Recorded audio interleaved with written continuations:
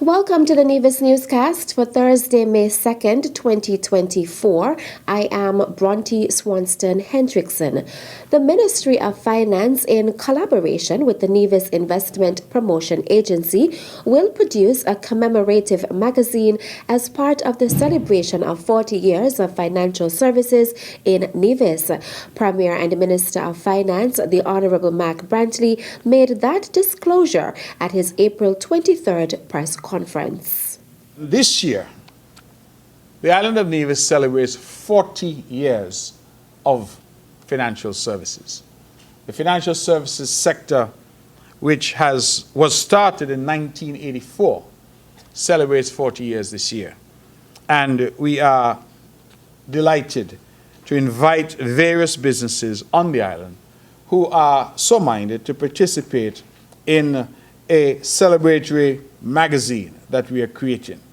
And so we're asking businesses to be a part of that commemorative issue that we are creating and to take an ad.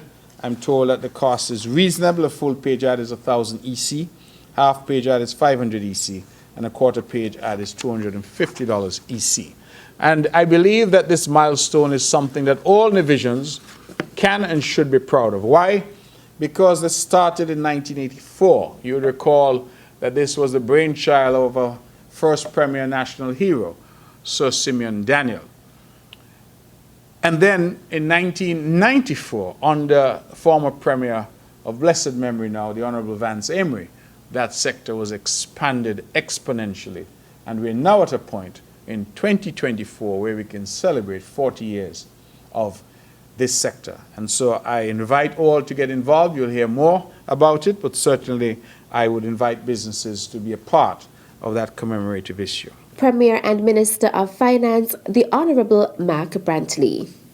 The Department of Community Development is hosting a series of activities in a celebration of Community Development Month in May under the theme Committed to Community, Dedicated to Progress.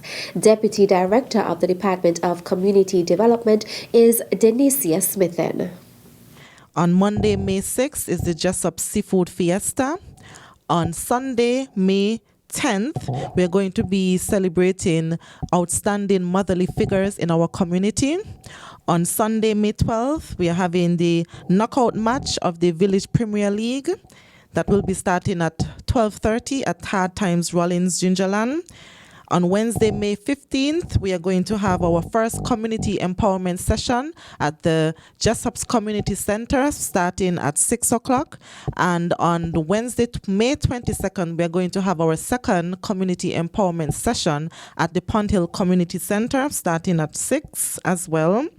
On Sunday, May 19th, that will be the opening of the Village Premier League, and that will start at 12:30 at the Rollins, Gingerland. Smithen also spoke about other activities that will be hosted during the month. On Saturday, May 25th is our first ever Nevis Heritage Festival, and that will be at the ETW Park from 10 a.m. to 6 p.m. And on Thursday, May 30th is our staff development and training session at the Malcolm Gishard Park. And so we're just encouraging each and every one of you to come out and support our department's activities. The month of activities began on a Sunday, April 28th, with a service at the St. George's Anglican Church and a feature on the Let's Talk program on Tuesday, April 30th, 2024. Still to come. So I'll invite you come Sunday, 5th of May, 4 p.m., 2024. You will get some of that history. The details after this break. Celebrating culture, embracing history. It's Culturama 50. It's our heritage, that's how we live. Come fed with us for the 50th. We're doing it big. Pulsating sounds, masquerading clowns. String band and big drum will be taking over town. Cause we're celebrating culture, embracing history. It's Culturama 50. Culturama.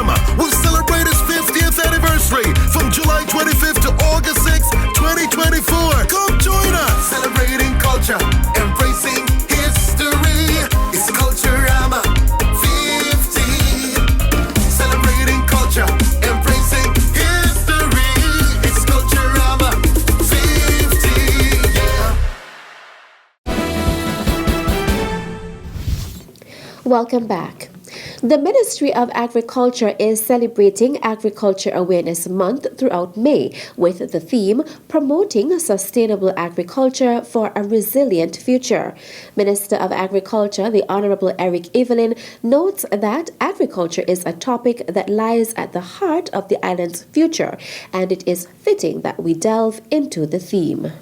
So, what does sustainable agriculture looks like in practice? It involves adopting techniques that conserve soil health, minimize water usage, and reduce the resilience on harmful chemicals. It means diversifying our crops to enhance resilience to pests and diseases. It entails supporting small-scale farmers and empowering them with the knowledge and resources they need to thrive in a rapidly changing world. In his address to mark the observance of Agriculture Awareness Month, Minister Evelyn noted that promoting sustainable agriculture is not just the responsibility of farmers. It requires a collective effort from all sectors of society.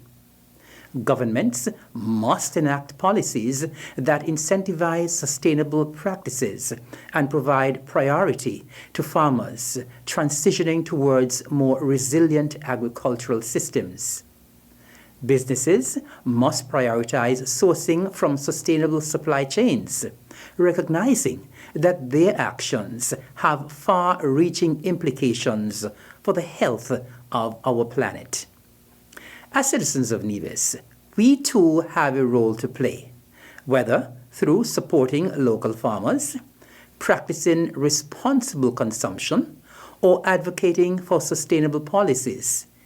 Each of us has the power to contribute to a more resilient future. As the ministry celebrates Agriculture Awareness Month, it will host activities such as a livestock feed distribution, a farmers' meeting, an open house at the Veterinary Services Division, the unveiling of a protected garden in conjunction with the Ministry of Health, a fish pot making workshop, and a staff awards dinner. The general public is invited to learn more about Cottle Church when the 200th anniversary of the historical site is celebrated on Sunday. Lorraine Shadderton explains. Now, 5th of May, 2024, we'll be celebrating the bicentennial of the Cottle Church. Its doors were opened Sunday, 5th of May in 1824. This year, 5th of May 2024 at 4 p.m. we are celebrating an ecumenical service right here at the Cottle Church.